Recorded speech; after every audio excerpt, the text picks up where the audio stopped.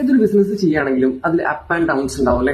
ചിലപ്പോൾ നിങ്ങളിപ്പോൾ ഈ ഒരു വീഡിയോ കാണുമ്പോൾ ചിലപ്പോൾ ഭയങ്കരമായിട്ട് സ്ട്രഗിളിലായിരിക്കും പോയിക്കൊണ്ടിരിക്കുന്നത്, അല്ലെങ്കിൽ പല പ്രോബ്ലംസിലായിരിക്കും, അല്ലെങ്കിൽ ഒരു പുതിയ ബിസിനസ് സ്റ്റാർട്ട് ചെയ്യാൻ പോകുന്നതായിരിക്കും. പക്ഷെ ഞാൻ ഒറ്റ കാര്യം പറയാം, ബിസിനസ് ആണെങ്കിൽ ഒരുപാട് സ്ട്രഗിൾസ് ഫേസ് ചെയ്യേണ്ടി വരും. അതുപോലെ തന്നെ ഒരുപാട് ഫിനാൻഷ്യൽ സിറ്റുവേഷൻ, ബാഡ് ആയിട്ടുള്ള ഫിനാൻഷ്യൽ സിറ്റുവേഷൻസ് ഫേസ് ചെയ്യേണ്ടി വരും.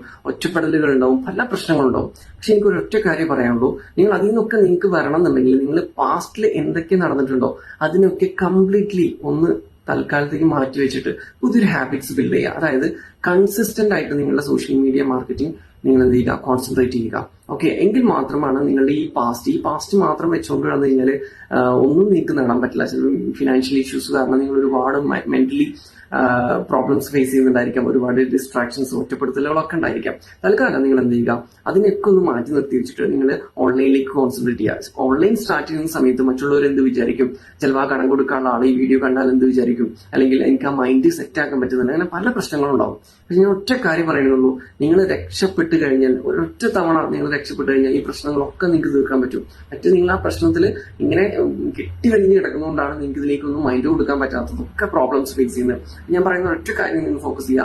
കുറച്ച് സമയം നിങ്ങൾക്ക് സോഷ്യൽ മീഡിയയ്ക്ക് വേണ്ടി മാറ്റി വെക്കാൻ പറ്റുകയാണെങ്കിൽ ആ ചെയ്യുന്ന കാര്യം കൺസിസ്റ്റന്റ് ആയിട്ട് ഡെയിലി കട്ടാവാതെ നിങ്ങൾ പോവുകയാണെന്നുണ്ടെങ്കിൽ നിങ്ങൾക്ക് ഇപ്പോഴുള്ള എന്ത് പ്രോബ്ലം ആണെങ്കിലും നിങ്ങൾക്കൊരു 30 days മാക്സിമം പോയ ഒരു 6 months അത്രേ നിങ്ങൾക്ക് ശരിക്കും വേണ്ടുള്ളൂ.